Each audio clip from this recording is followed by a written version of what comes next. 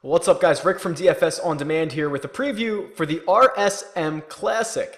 If you've seen these videos before, you know that I usually go through some of the more interesting players of the week, talk about stats, all that good stuff.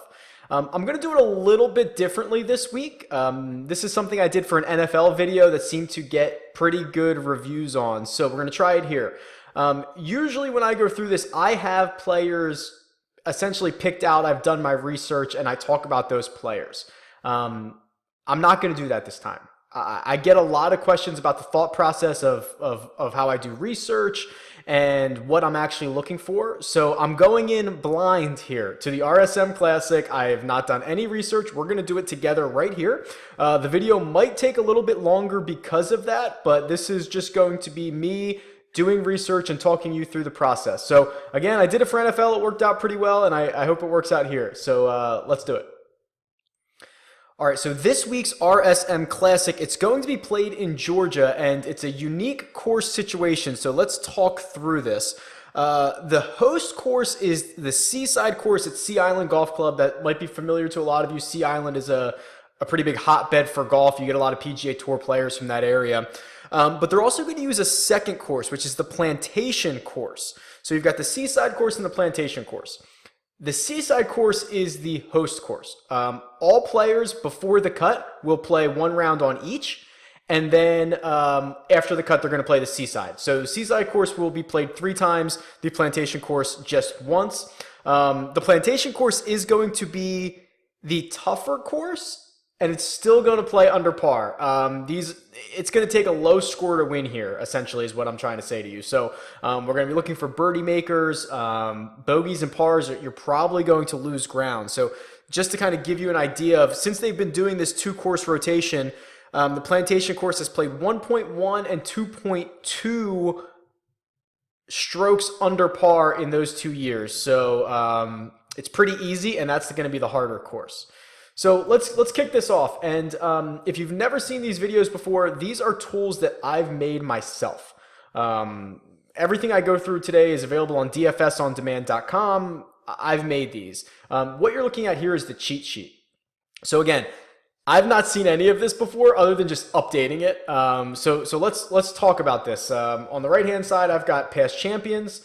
On the bottom right-hand side, I have most average DraftKings points. That's a little interesting. We'll talk about that because, like, Mackenzie Hughes, he won here, and it's the only time he played it. So he's a bit of an outlier, but kind of a handy little chart.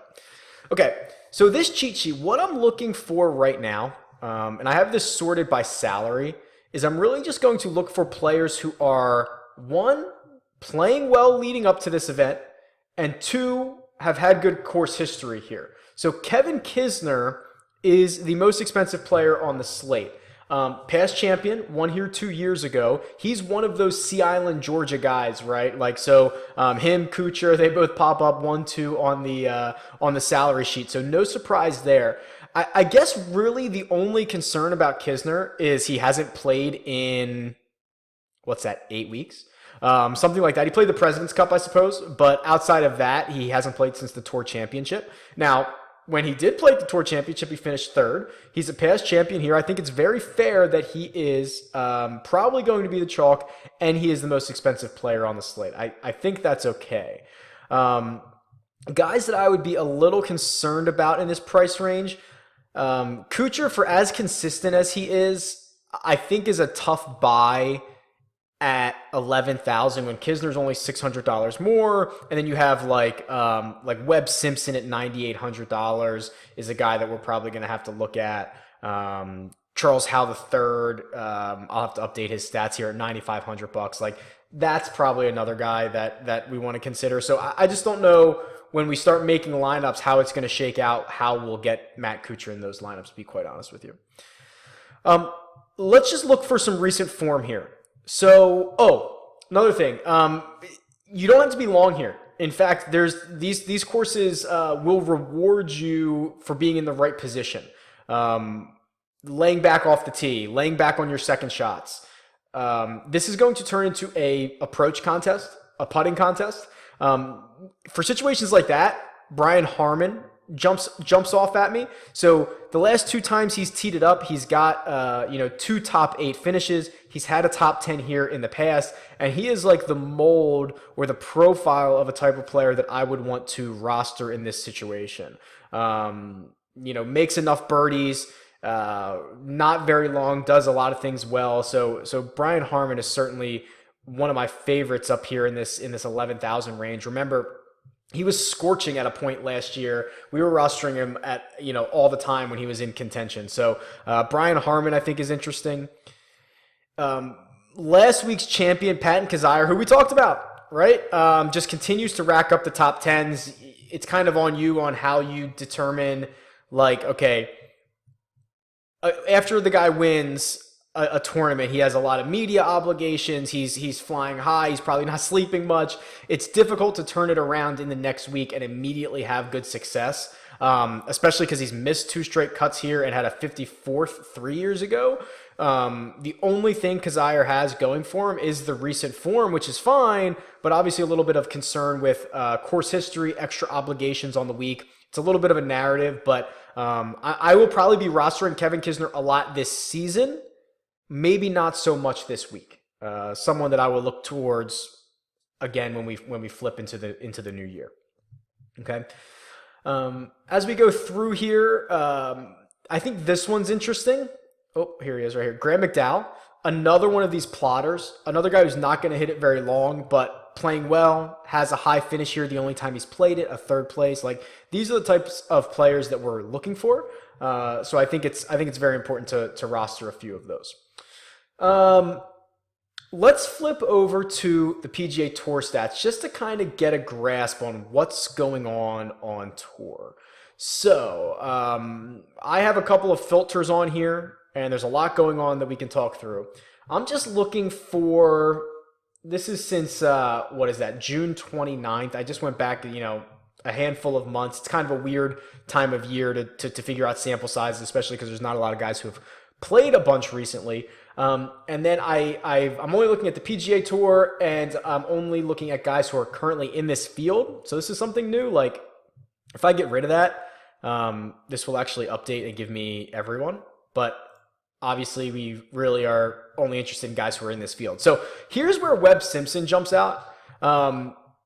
Leads this field in DraftKings points per contest since June 29th. So let's see what he has actually done in that range. These are just the game logs, and what did we say? It was June 29th. All right, so here are his game logs, and you can see quite a few top 20 finishes. In fact, 7 of 8 top 20s coming into this thing. That's pretty good. Now, some of them are smaller fields at the playoff events last year, but made it all the way to the Tour Championship, finished middle of the field there in one of the tougher fields that you're going to get. So that's pretty interesting. So he's playing well, and I think he's going to show up here on our course history tab as well, right? So here's Webb Simpson. So the first guy with a fairly significant sample size. He's played this 5 times. He's averaging 77 DraftKings points. I can sort this by year. So here you go. Actually, the last couple years have been a little, I guess, disappointing for a guy who's going to be in the price range that Webb Simpson is. But 3 straight, or 3, it wasn't 3 straight years, but it was 3. Actually, it was, because that's when they started doing the swing season. So the years look off here in the swing season, but I believe that's actually 3 consecutive seasons. A 7th place, a 2nd place, and a 12th place. So obviously good course history. He's played it a lot, and he's playing well. So Webb Simpson jumps off the chart on both of these little tools that we have here. So that's pretty interesting. Who else might be a good fit here? Couple names. Actually, let's go back to the course history. I like that one a lot. So there are a couple of guys above Webb Simpson, but we don't have a ton of starts. So here's Camilo Villegas, who has teed up 5 straight years. kind of just the beneficiary of making the cut every year is what it looks like, quite honestly. Obviously, he did have the second place last year, but I wouldn't say that's particularly great course history. What else do we have going on here? Patrick Rogers, he's been popping up all over my tools in the last couple weeks. So let's see, 10th place last year. Let's see if we can find Patrick Rogers. Here he is. Okay, yeah. So here he is at 7,500. He has a 14th place last week at the OHL, and has made 1, 2, 3, 4, 5 of his last 6 cuts. And he has at a 10th place finish here last year. He has. I'm trying to think because he has shown up on quite a few of my just like charts or tools or things that I've done throughout the week. Patrick Rogers' name continues to pop up, so it's no surprise to see him again here, rounding into form, and he has good course history. $7,500. That's probably pretty good. Let's go back to these tour stats. Someone asked me about volatility. I think they asked me on Twitter.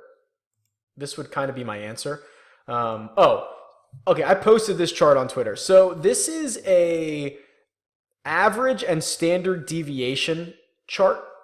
Just to kind of show you what's happening here. So we're still in that same time frame that we were using for Webb Simpson earlier. The bars are average DraftKings points in that frame, and then the black line and number is the standard deviation.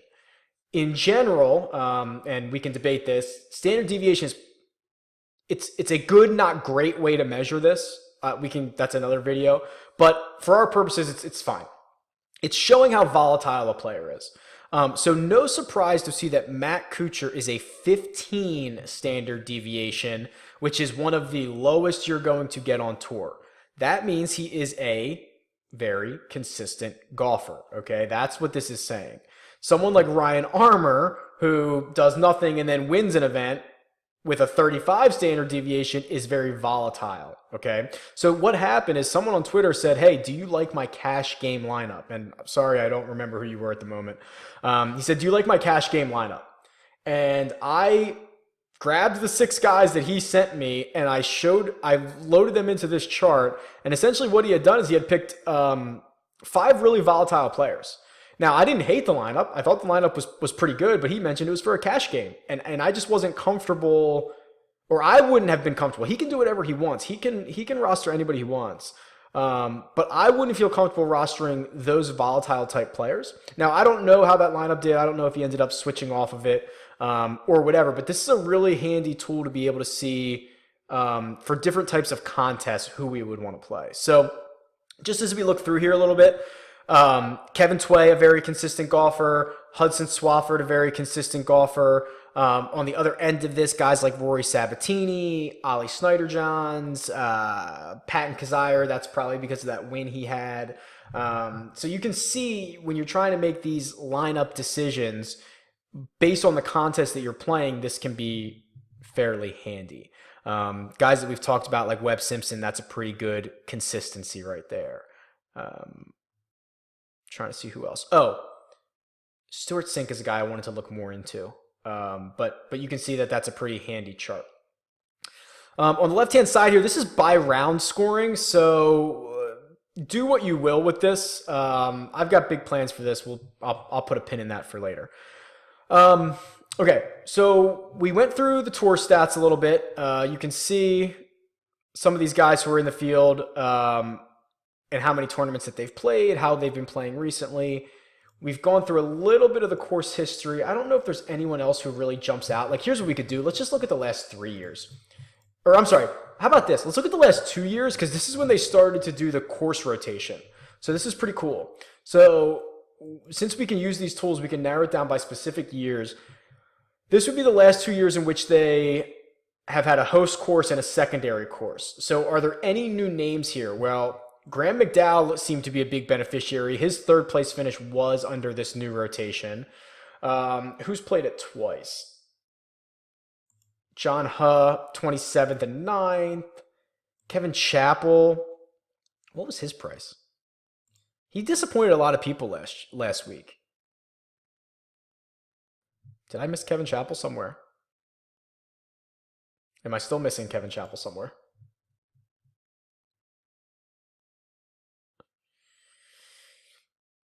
Am I going crazy? Is Kevin Chappell in this field?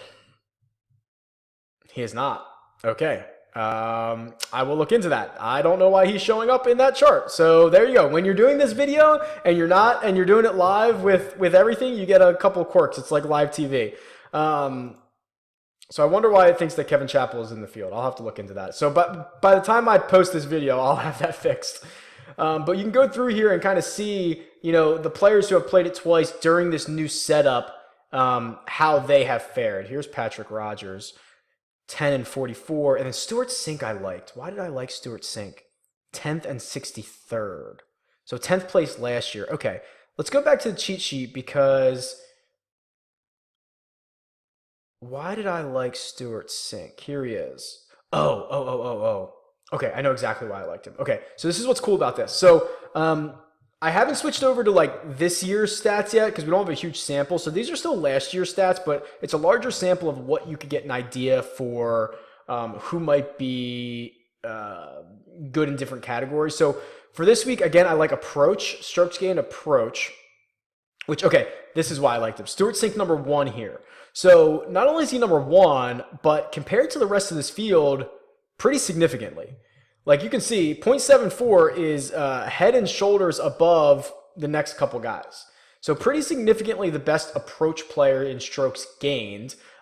Picks up strokes on the greens, 0.32, and makes enough birdies, 22.04. And then, adding in all that, he also has a 10th place finish here last year. So $7,700. I guess the really only knock against Stuart Sink is he missed the cut at the OHL last week, and I guess that's it, right? I mean, what else is there to not like about Stuart Sink at $7,700 in this field? I think that's pretty good, and you can see, he's the number 1 strokes gained approach player. Webb Simpson's here; he's much more expensive. You can see these are guys I'm going to be certainly targeting, the guys that are good approach golfers. And then let's check strokes gained putting and see if anybody jumps out. Here you find your Luke Donald, your Graham McDowell, your Brian Harmon. Okay, that all makes complete sense. Oh, Zach Johnson, 9,100. That's weird. I don't know what to do with Zach Johnson at 9,100. 23rd at the OHL, the type of player you'd want to roster here, but hasn't had good success in the last 3 years. I wonder what Zach Johnson's ownership is going to be. If you could guarantee me he was like 12% or less, I'd probably be pretty interested. Anything more than that, I'm probably not. I think he's probably a decent GPP play if the ownership is right. So if you're feeling a little bit frisky, Zach Johnson might be making some of my lineups. Let's see. Any other guys that kind of jump off here? Not really. We're sorted by strokes gained putting. No surprise here. And let's just look at birdie or better because you're going to have to make so many birdies here. All right.